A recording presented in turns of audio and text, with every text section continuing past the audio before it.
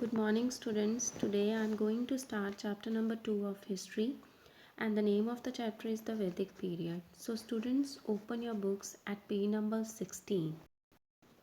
So, what is Vedic period? Vedic period is referred to as the time period from 1500 BC to 1000 BC. And the time period from 1500 to 1000 BC is known as the early Vedic period, and time period from 1000 to 500 BC is known as the later Vedic period, and the total time period is from 1500 to 500 BC.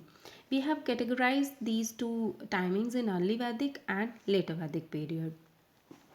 Sources. What are the sources which provide us information about the Vedic period? There are literary sources. Literary sources are those sources which we can read. The Vedic texts are divided into two groups, that is the early Vedic text and later Vedic text, and most of the hymns of the Rig Veda were composed in the early Vedic period, and the other Vedas and their branches like Brahmanas, Aryankas and Upanishads etc. these were composed in the later Vedic period. Literature, Vedic literature is divided into the two parts, that is Shruti and Smriti. Now what is Shruti and Smriti? Shruti means it is believed that the Shruti was revealed to the sages, means the wise man or the experienced person. They pass this knowledge orally from generation to generation. And what is Smriti? Smriti means literature was composed by the rishis. The Vedic literature can be classified into the following categories. First of all, they divided it into the four parts. The four Vedas were the Rig Veda, Samaveda, Yajurveda, and Atharva Veda. And the other parts were the Brahmanas, the Aryankas, and the Upanishads. The Rig Veda. It is an oldest religious text and known as the first testament of mankind, and it is divided into 10 mandalas, and it was composed during the early Vedic period.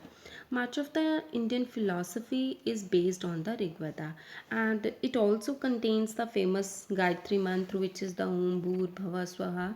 It is also composed in the Rig Veda. Next is the Samaveda. The term Sama means sweet song or the melody.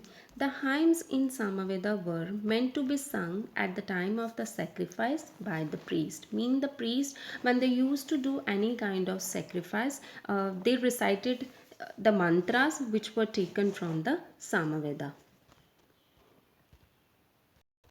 Next is the Yajurveda.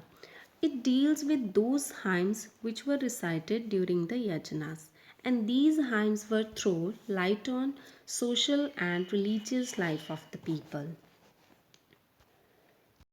Next is Atharva Veda. The hymns in this Veda deal with magic and charm, means at that time people were very superstitious, so they used to do some kind of magic and chants, and at that time they recited these mantras or hymns written in Atharva Veda. Besides the powers of the spirits, and the hymns deals with the gyan, karma and upasana. Some hymns in Atharva Veda also deal with the treatment of various diseases. So this is all about the four Vedas. From the Vedic literature, the second part was the Brahmanas. Brahmanas were written after the Vedas. Brahmanas are in prose, and they explain social and religious importance of rituals as well as the value of the sacrifices. Next is Aryankas. They are known as the forest books, and it is written for the students who were living in the forests, and it is the concluding part of the Brahmanas. Next is the Upanishads. They are the philosophical commentaries on the Vedas. The doctrines such as karma, moksha, and maya are explained in detail, and it formed the basic source of Indian philosophy.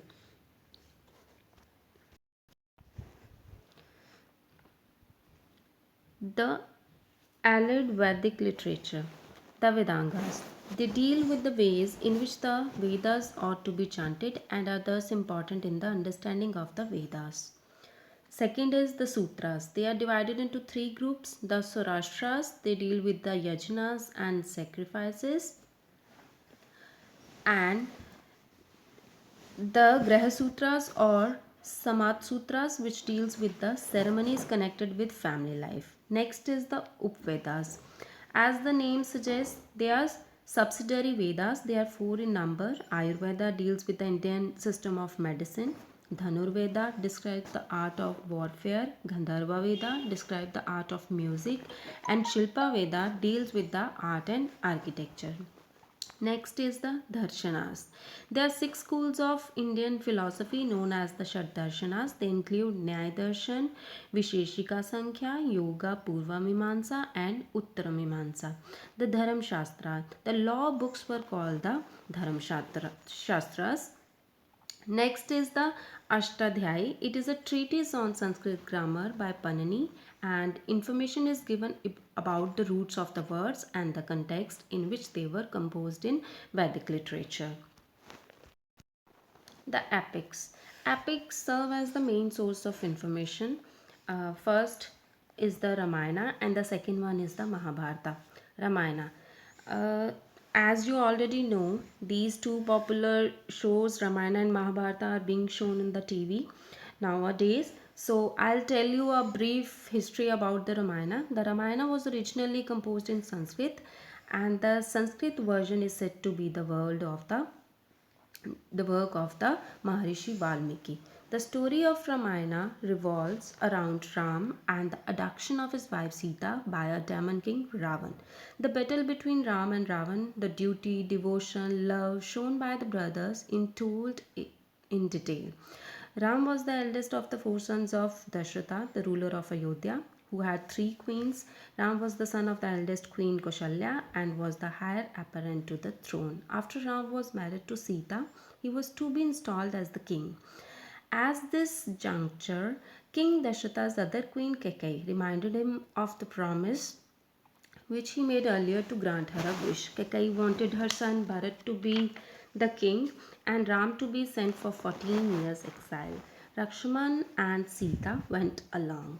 In disguise of a sannyasi, Ravan the demon king abducted Sita and took her to Lanka. Ram took the help of Sugriv and Hanuman and they crossed the ocean and defeated Ravan. And Ram then, along with Sita and Lakshman, proceeded home, having completed the 14 years of exile, and he was crowned the king. This is all about Ramayana. Next is Mahabharata. Believed to be the work of sage Vyas, and Mahabharata is written in Sanskrit language. Originally, it was Jaya or the collection dealing with victory. Subsequently, it came to be known as Bharat because it contains the stories of the descendants of one of the earliest Vedic tribes called Bharata. The final compilation came to be known as Mahabharata. The Bhagavad Gita, which forms a part of the Mahabharata, is one of the most popular religious texts and it is considered sacred by many people in India. The interest of the self might conflict with duty, and whenever there is such a conflict, the Bhagavad Gita gives the answer. This is the secret of the undying popularity of this religious text, and it teaches that soul is immortal. The importance of the epics, we are done with the two important epics, the Ramayana and the Mahabharata, and these epics are telling you about the duty, your love for your parents, and about your responsibilities. Now, what are the importance of the epics? The epics serve as the main source of information on the political institutions and the social and cultural organization of the epic age.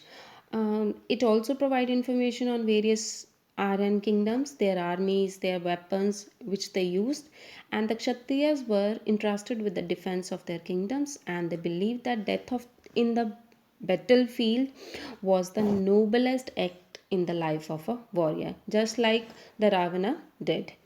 The epics are considered as the finest literary work of the ancient period and acclaimed for their literary and philosophical value.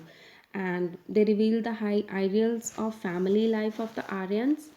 And the great heroes depicted in the epics are the embodiment of high moral principles, and these great heroes were Ram, Lakshmana, Bharat, Arjun, etc., and made a great impact on successive generations. The Bhagavad Gita elaborates the karma, philosophy, and the immorality of the soul. About the Mahabharata, I'll tell you a brief story about Mahabharata.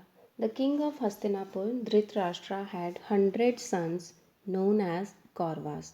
Dhritarashtra's brother Pandu had died earlier, had 5 sons, and these 5 sons were known as Pandavas. In course of time, Dhritarashtra named the eldest Pandava Yudhishthira his successor. This angered Duryodhana, the eldest of the Kauravas. It became the cause of enmity and jealousy between the cousins. And once during a game of dice, Yudhishthira, the eldest Pandava, lost his kingdom as well as Draupadi to Duryodhana. In accordance with the terms of agreement which they made, the Pandavas had to go into exile. After the completion of the exile, the Pandavas asked the Kauravas to return their kingdom, but Duryodhana refused to give anything. So the war known as the Mahabharata followed. Arjuna, a Pandava, was reluctant to fight. Krishna ultimately gave him a discourse and prevailed upon him to do his duty. This discourse at the battlefield is compiled in the form of Bhagavad Gita. And this Bhagavad Gita is a part of the Mahabharata. The Mahabharata war lasted for 18 days. In the war, all the Kauravas brothers were killed and Yudhishthira became the ruler of Hastinapur. Students, this is all about this chapter. I'm done with the first part of this chapter and will continue the other parts in next video. Thank you so much.